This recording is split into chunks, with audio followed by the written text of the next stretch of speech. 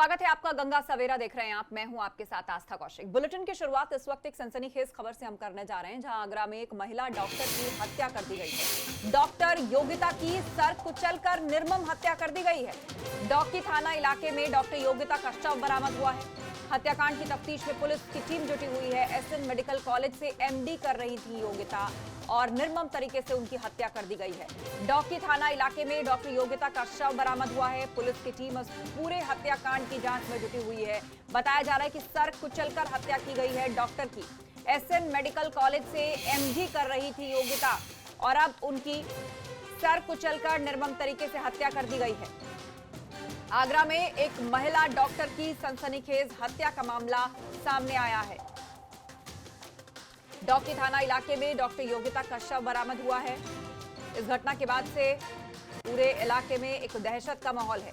हत्याकांड की जांच में पुलिस की टीम जुटी हुई है, लेकिन जो जानकारी अभी तक मिल पाई है वो हम आपको बता रहे हैं। एसएन मेडिकल कॉलेज से एमडी की स्टूडेंट थी डॉक्टर योगिता और डॉकी इलाके से उनका शव बरामद हुआ है। बताया जा रहा है कि सर कुचलकर किसी ने उनको मौत के घाट उतार दिया है। दर्दनाक हत्या की गई है डॉक्टर की। डॉकी थाना इलाके में डॉक्टर का शव बरामद हुआ है, जिनका नाम योगिता बताया जा रहा है। हत्याकांड की तफ्तीश में इस वक्त पुलिस की टीम जुटी हुई है। एसएन मेडिकल कॉलेज से एमडी कर रही थी डॉक्टर योगिता और अब दर्दनाक तरीके से उनकी हत्या कर दी गई है।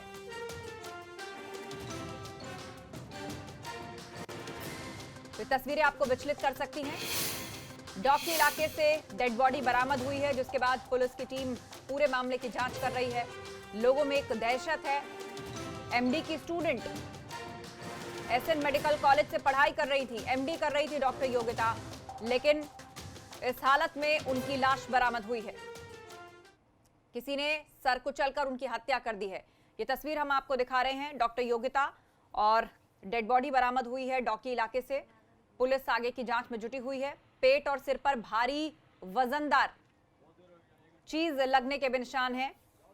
किराए के मकान में वो रह रही थी और सवाल यही है कि क्या इस हत्याकांड के पीछे कोई करीबी हो सकता है। दिल्ली के नजफगढ़ की रहने वाली थी योगिता।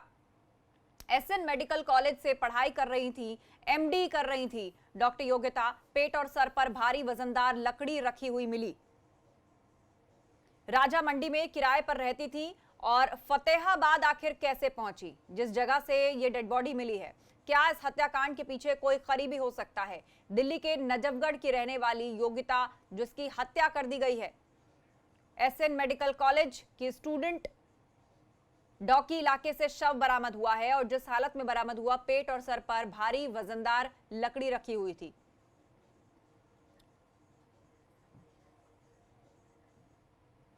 अगली खबर का रुख करते हैं। उधर मैनपुरी में भी एक सनकी पति ने अपनी पत्नी को मौत के घाट उतार दिया है। आरोपी ने फावड़े से गर्दन काटकर पत्नी की बेरहमी से हत्या कर दी है। मामला घिगोर थाना इलाके का है और बताया यह जा रहा है कि अचानक आरोपी ने पत्नी पर फावड़े से वार किया, जिससे उसकी गर्दन कट गई और मौके पर ही महिला की मौत हो गई। आरोपी को मानसिक रोगी भी बताया जा रहा है।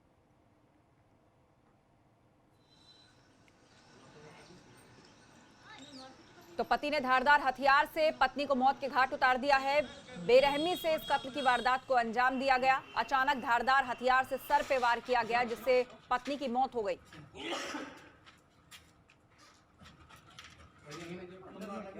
पुलिस ने आरोपी को पकड़ लिया है, लेकिन इस शख्स ने धारदार हथियार से अपनी पत्नी की हत्या कर दी। बताया जा रहा है कि पकड़ा गया शख्स मानसिक रूप से कमजोर है। सनकी उसको कहा जा रहा है। एक अहम खबर आपको बता दें, दिल्ली एनसीआर में बारिश हो रही है। देर रात से लगातार तेज बारिश दिल्ली एनसीआर इलाके में हो रही है। तो दूसरे दिन भी बारिश से दो चार होना पड़ रहा है देश की राजधानी दिल्ली और एनसीआर इलाके को। आज भी खबर यही आ रही है कि रात से यहां पर लगातार बारिश हो रही है। धीमे धीमे ही सही, लेकिन ये बारिश लगातार हो रही है। कल यानी कि बुधवार के दिन भी बारिश के कारण जगह जगह पानी भर गया था। लोगों को दिक्कतें आ रही थी। कई इलाके डूब गए थे, कई गाड़ियां, बसें तक डूबी हुई नजर आई। हालत ये हो गई थी। और आज भी खबर आ रही है दिल्ली एनसीआर में बारिश की और रात से ही लगातार ये बारिश हो रही है। उधर मुरादाबाद में बारिश से नगर निगम की पोल उस वक्त खुल गई जब शहर के कई इलाकों में सड़क धंस गई और सड़क में कार फंस गई। आपको बता दें, मुरादाबाद में पिछले कई साल से सीवर लाइन बिछाई जा रही है, जिससे तमाम सड़कें खुली छोड़ दी जाती हैं और यहां इसी तरह के हादसे होते रहते। हादसों में अब तक 3 लोगों की मौत भी हो चुकी है। आरोप है पूरे मामले में नगर निगम सिर्फ अनदेखी कर रहा है, जिसके चलते लोगों की जान खतरे में पड़ जाती है।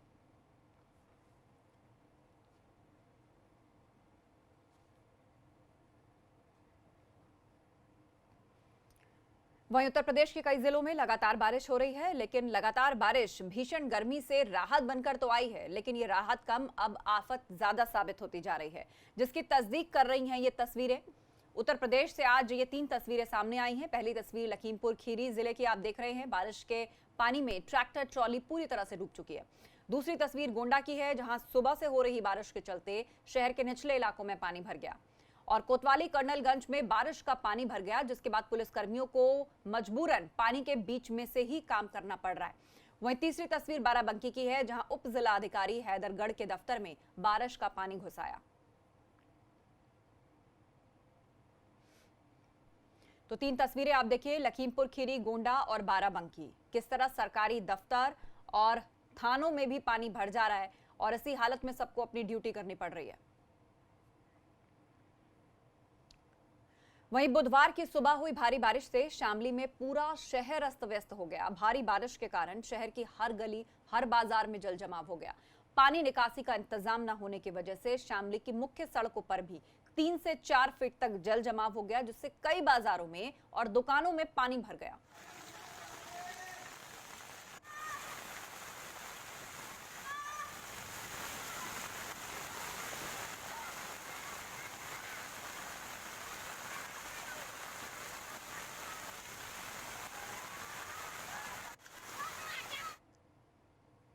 वहीं बिजनौर में आज हुई भारी बारिश ने नगर पालिका के कामकाज की पोल खोलकर रख दी है। लगातार बारिश से बिजनौर में गंगा का जलस्तर बढ़ा हुआ है, लेकिन आज हुई बारिश के कारण सड़कों पर पानी भर गया, जिसकी वजह से आम जनजीवन बुरी तरह से प्रभावित हुआ है। यहां तक कि पुलिस वालों को भी रिक्शा ट्रॉली पर खड़े होकर जल जमाव को पार करना पड़ा। यह वीडियो काफी वायरल हो रहा है, जिसमें एक रिक्शा ट्रॉली पर पुलिस वाले जाते हुए दिखाई दे रहे हैं।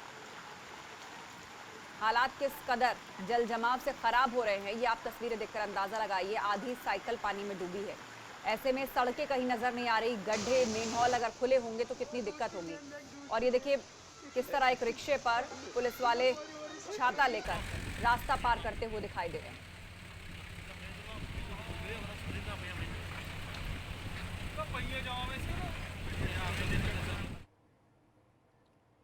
आसमान से बरसाती आफत का असर सूखे जाने के लिए किए जाने वाले बुंदेलखंड में भी उपाय दिखने लगे हैं, जहां ललितपुर में बेतवा नदी का जलस्तर तेजी से बढ़ रहा है।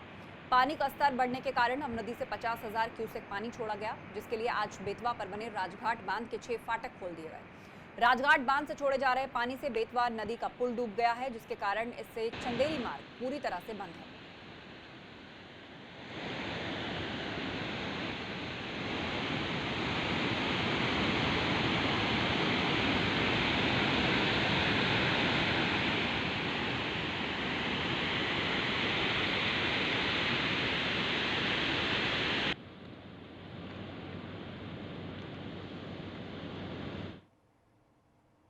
जोरदार बारिश के बाद प्रदेश के कई जिलों में बाढ़ का खतरा और बढ़ गया है। वाराणसी, बाराबंकी, कासगंज, गोंडा, बस्ती, बहराइच जैसे जिलों में नदियों का जलस्तर लोगों के लिए मुसीबत का सबब बना हुआ है।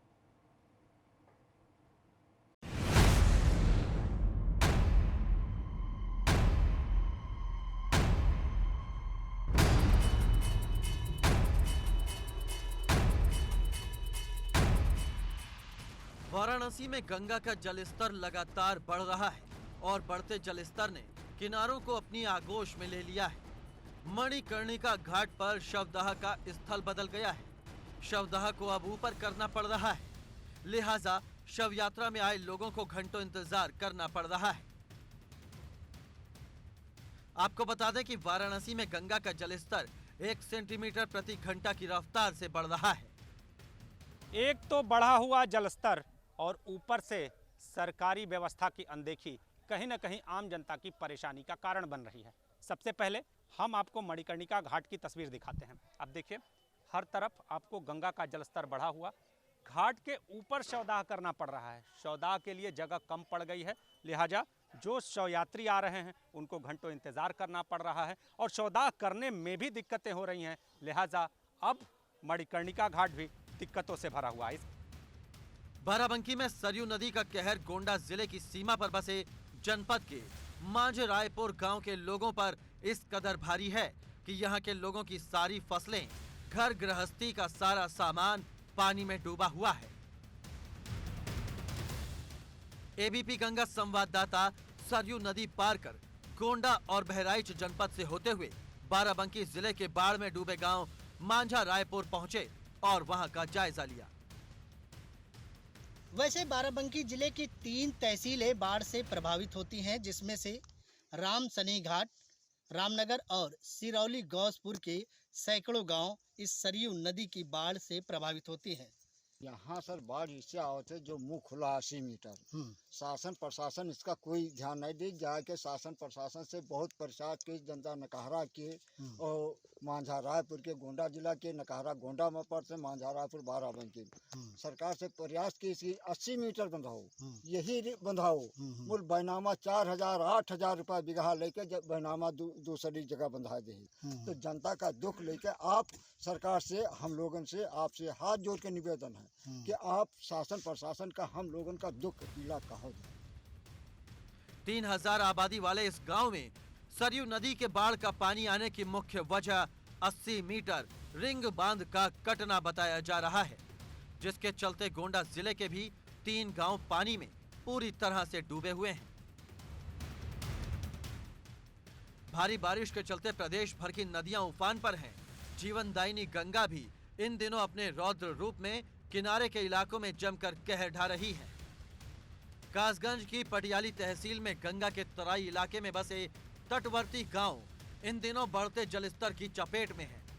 पटियाली तहसील के 4 गांव ऐसे हैं जिनमें हालात बिगड़ गए हैं। हजारों बीघा फसल बाढ़ के पानी में डूब गई है। गंगा नदी में बिजनौर बांध और नरोरा बैराज से छोड़ा गया पानी पटियाली तहसील के तराई इलाके के लिए बर्बादी का सबब बन गया है। जैसे जैसे गंगा नदी अपने रौद्र रूप में पहुंच रही है, इन तटवर्ती गांव में बसे लोगों के चेहरे पर चिंता की लकीरें उभरती आ रही हैं।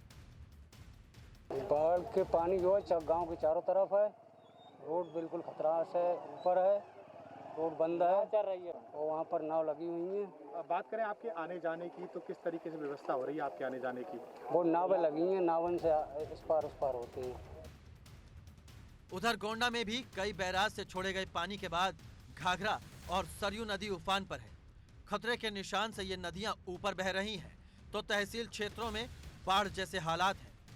कर्नलगंज तहसील क्षेत्र में बाढ़ का प्रकोप है, जिसके चलते लोग पलायन करने को मजबूर हैं, तो वहीं लोगों को सिर्फ सरकारी मदद का इंतजार है, जो उन तक नहीं पहुंच पा रही है। हालांकि एसडीएम कर्नलगंज ने कहा कि सभी को आने जाने के लिए नाव की व्यवस्था करा दी गई है, राहत सामग्री बांटी जा रही है और त्रिपाल की व्यवस्था कराई गई है, जिससे लोग बांध पर रह सकें। जिला प्रशासन लगातार बाढ़ पीड़ितों की मदद करने में जुटा हुआ है।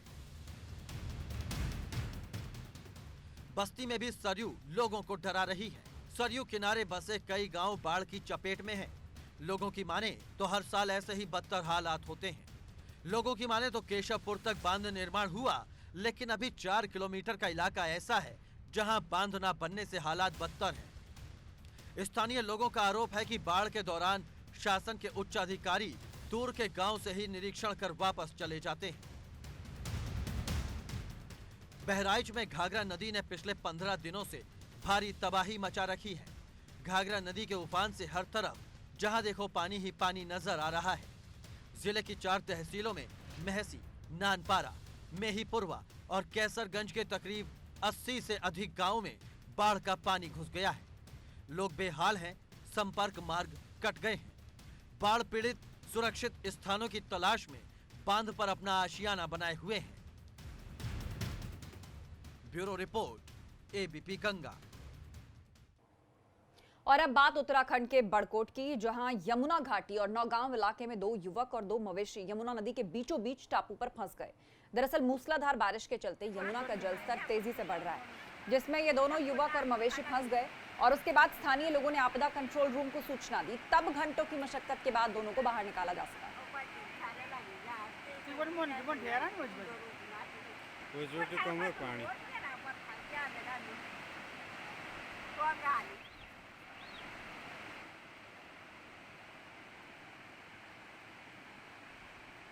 तो देखिए ये युवक और मवेशी, चारों तरफ पानी और बीच में छोटा सा जमीन का टुकड़ा टापूनुमा, यहाँ पर फंस गए। 2 घंटे की कड़ी मशक्कत के बाद दोनों युवक और मवेशियों को बचाया गया। मवेशी चराने के लिए गए थे, लेकिन तेज पानी का बहाव आया और चारों तरफ इस बहाव के चलते इस टापूनुमा जगह पर ये दोनों युवक अपने मवेशियों के साथ फंस गए। बीचों बीच टापू पर ये तकरीबन 2 घंटे तक यहाँ वहां टहलते रहे, निकलने का कोई रास्ता नहीं मिला। 2 घंटे की मशक्कत के बाद जाकर लोगों और प्रशासन की मदद से इनको वहां से रेस्क्यू किया गया। इस बीच दूर वहां खड़े लोगों ने अपने मोबाइल कैमरे से ये वीडियो रिकॉर्ड कर लिया।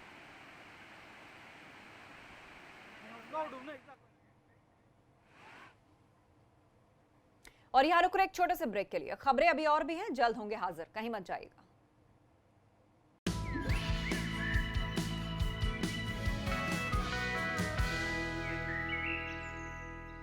स्वागत है आपका ब्रेक के बाद। और अब एक बड़ी खबर, आगरा में बस हाईजैक मामले पर यह बड़ी खबर आ रही है। मास्टरमाइंड प्रदीप गुप्ता से पुलिस की मुठभेड़ हुई है। प्रदीप गुप्ता ने पहले पुलिस पर गोली चलाई और पुलिस की गोली से प्रदीप बहुत ज्यादा जख्मी हो गया है और खबर आ रही है प्रदीप गुप्ता का पैर काटना पड़ सकता है। डॉक्टर्स के हवाले से ये जानकारी दी जा रही है कि प्रदीप का पैर तक काटना पड़ सकता है। बड़ी खबर, प्रदीप गुप्ता जिस पर बस हाईजैक करने का आरोप है, लेन देन के मामले में पूरी बस जिसने हाईजैक की, जिस बस को बाद में इटावा से बरामद किया गया, अब उसी प्रदीप गुप्ता से पुलिस की मुठभेड़ हुई है। और खबर आ रही है कि प्रदीप गुप्ता ने पहले पुलिस पर गोली चलाई और पुलिस के जवाबी फायर में उसका पैर जख्मी हुआ है और डॉक्टर्स का यह मानना है कि हो सकता है उसका पैर भी काटना पड़े।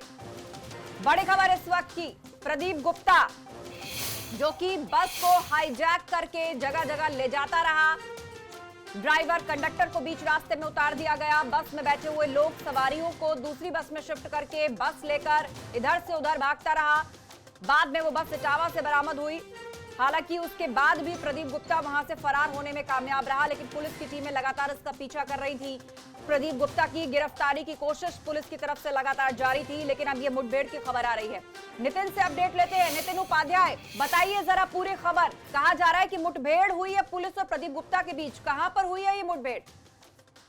देखिए सबसे ज्यादा पूरे प्रकरण का, जिसने पूरे उत्तर प्रदेश ही नहीं कई राज्यों के लोगों को भी भयभीत कर दिया था, कल का जो प्रकरण रहा उसका जो मास्टरमाइंड रहा प्रदीप गुप्ता को बीती रात पुलिस ने एक एनकाउंटर के बाद उसको गिरफ्तार कर लिया है।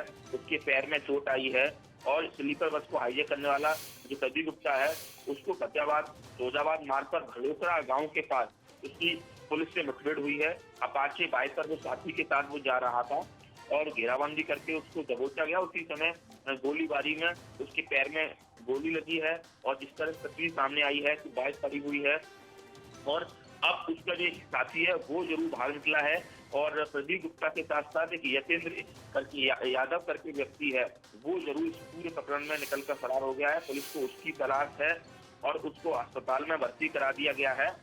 और इसके साथ ही प्रदीप गुप्ता का एक और जो मित्र है जिसका नाम प्रदीप यादव है, तो अभी हाल ही में कोरोना पॉजिटिव है और इसलिए पुलिस उसको अभी नहीं छू रही है, लेकिन जल्दी ही उसकी गिरफ्तारी होगी क्योंकि जानकारी आई है कि एक्टिव 500 गाड़ी प्रदीप यादव गुप्ता के मित्र प्रदीप गुप्ता के चाचा की थी, यानी प्रदीप गुप्ता के जो मित्र है प्रदीप यादव उसके चाचा अरविंद यादव की थी और वो कचौरा घाट आगरा का रहने वाला है। कुल मिला के कहा जाए पुलिस ने बहुत तत्परता दिखाते हुए कल ही पूरे मामले का खुलासा कर दिया। किस तरीके से पैसे के लेन देन को लेकर फर्जी फाइनेंस कर्मी बनकर अशोक अरोड़ा की गाड़ी, अशोक अरोड़ा जिनकी कल ही कोरोना से मौत हुई है, और वो लोग किस तरीके से आगरा के न्यू लक्ष्मी बाईपास पर लगातार बस को चेस करते हैं और बस को चेस करने के साथ ही वो आगे ओवरटेक करके गाड़ी लगा देते हैं, अपने आप को फाइनेंस कर्मी बताते हैं और वहां से बस को ले जाते हैं। इसके साथ ही किसी भी तरह से 34 यात्रियों का कोई लोकेशन ट्रैक नहीं होती है। 3 जगह बसों को बदला जाता है। आगरा में बस की बदली होती है, यहाँ से यात्रियों का शिफ्ट होता है, फिर वो ग्वालियर के बाद झांसी जाने के लिए, झांसी के बाद छतरपुर जाने के लिए। तो कुल मिला के पूरी तरह से मुख्यमंत्री खबर का संज्ञान लेते हैं और मुख्यमंत्री ने किस तरीके से अपर मुख्य सचिव गृह से लेकर तमाम जो लखनऊ में बैठने वाले वरिष्ठ प्रशासनिक पुलिस अधिकारी हैं उनको लगा दिया। आगरा में आईजी से लेकर एसएसपी और उनकी पूरी टीम इस पूरे बस को ढूंढने में लगी रही और मुख्यमंत्री ने नाराजगी जताई। और ये बस आखिरकार इटावा से बरामद हुई। और अब बड़ी खबर ये आ रही है कि प्रदीप गुप्ता, जिसकी मुठभेड़ हुई है पुलिस के साथ और पहले गोली प्रदीप गुप्ता ने चलाई और डॉक्टर्स का मानना है कि वो घायल हुआ है और मुमकिन है उसका पैर भी काटना पड़ सकता है। आप हालात पर नजर बनाए रखिए नितिन, आगे अपडेट लेंगे। फिलहाल जानकारी के लिए बहुत शुक्रिया। वहीं उत्तर प्रदेश में पुलिस की तमाम सख्ती के बावजूद यूपी में अपराधी बेखौफ नजर आ रहे हैं, जिसकी तस्दीक कर रही है कन्नौज से आई एक तस्वीर, जिसमें एक शख्स ने खुलेआम कुछ महिलाओं को धमकाने के लिए फायरिंग कर दी। बताया ये जा रहा है कि फायरिंग करने वाला शख्स भूमाफिया है जो जबरन महिलाओं की जमीन पर कब्जा कर रहा था और महिलाओं ने जब इसका विरोध किया तो भूमाफिया ने पिस्तौल निकालकर फायर कर दिया। इसके बाद महिलाओं ने किसी तरह बचकर वहां से अपनी जान बचाई। लेकिन अब इस घटना का ये जो वीडियो है वायरल हो रहा है, इसमें आरोपी खुलेआम पिस्तौल लहराता महिलाओं को धमकाता देखा जा सकता है। इसी घटना से जुड़े एक ऑडियो क्लिप भी सामने आई है। हालांकि एबीपी गंगा इस ऑडियो क्लिप की पुष्टि नहीं करता, लेकिन बातचीत में पीड़ित महिला दारोगा से मामले की शिकायत कर रहा है। आपको सुनवाते हैं।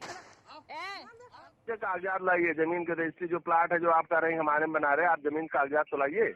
कैसे पता चले कि आपकी जमीन है? सर उसने कागज आपको दिखाए? भाई आप कागज पत्र दिखाइए ना, अब हमारे यहाँ प्लाट है। एक सेकंड सर, आप उसने कागज दिखाए आपको कि मेरा यहाँ पे प्लाट भाई है? उसका तो पेट्रोल पंप 20 साल से बना है, हम लोग वहीं जाते आते हैं। आप लोग के जाने आने से सर हो गया क्या? आप लोग के जाने आने से आपको हो गया? आपने डॉक्यूमेंट देखे नहीं, आपको जाने आने से पता चल गया? नहीं, क्या जाएगा, उसका पेट्रोल पंप है नहीं लगा है? नहीं पेट्रोल पंप, उसका पेट्रोल पंप लगा है सर। जो जगह 11 फुट बढ़ा के मेरी न्यास भर रहा है उसे आप देखे हो? आपने डॉक्यूमेंट भी नहीं देखे। आप अपना आप कार्य लेकिन आप कागज अपना लाओगे? जी मैं कागज लाऊंगी, तब तक आप रोको ना कार्य को। आप उसके भी कागज हम रुकवाते हैं। आप उसके कागज मैं रुकवाता हूँ, ठीक है? जस्ट अभी लाइए, ठीक है? मैं अभी वीडियो बना के लाई हूँ, वहाँ पे काम चल रहा है और आप ठीक है आप तब तक कागज मंगवाइए, मैं रुकवा रहा हूँ, बता रहा हूँ, ठीक है? हाँ उसके भी कागज मंगवाइए सर। हाँ उसके कागज मंगवाए जाए, ठीक है? आप पहले अपना कागज लाइए ना। ठीक है सर, नहीं ठीक है मैं हाँ आप कागज मंगवाइए, ठीक है? FRI नहीं लिखी जाएगी सर? क्या चीज? FRI नहीं लिखी जाएगी? जमीन से संबंधी विवाद में किस बात की FIR लो? जमीन संबंधी विवाद में नाप जोग होती है। मैं लेखपाल से भी बात करता। तो ये ऑडियो क्लिप वायरल हो रहा है और हालांकि एबीपी गंगा इसकी पुष्टि नहीं करता। आरोप ये कि ये शख्स जबरन एक महिला के प्लॉट पर कब्जा कर रहा है, वहां पर कुछ कंस्ट्रक्शन करवा रहा है, लेकिन पुलिस की तरफ से उल्टा महिला पर ही दबाव बनाकर कहा जा रहा है कि आप कागज प्रस्तुत कीजिए, जबकि महिला ऑडियो क्लिप में कहती नजर आ रही है कि जो आरोपी यहाँ पर काम करा रहा है क्या उसके कागज भी देखे गए हैं। मेरे गार्जियन घर पे नहीं थे, हम बिशुनगढ़ पहुँच के मैंने अजय यादव को मना किया कि मेरी ज़मीन पर कब्जा क्यों कर रहे हो। उसने मेरे ऊपर फायरिंग की और जान से मारने की कोशिश की। हम भाग के थाने पहुँचे। बिशुनगढ़ थाना पहुँच के मैंने थाना इंचार्ज से बात की। कई बार मैंने बात की कि मेरे ऊपर फायरिंग कर रहा है और मुझे यहाँ जान से मार रहा है, फिर भी उन्होंने मेरी कोई नहीं सुनी। मैंने उनसे 2-3 बार फिर से फ़ोन किया, फ़ोन पे भी बात हुई, लेकिन उन्होंने मेरी एक बार भी नहीं सुनी। तो इसी के साथ इस वक्त के बुलेटिन में बस इतना ही, लेकिन आगे की खबरों के लिए आप बने रहिए एबीपी गंगा के साथ।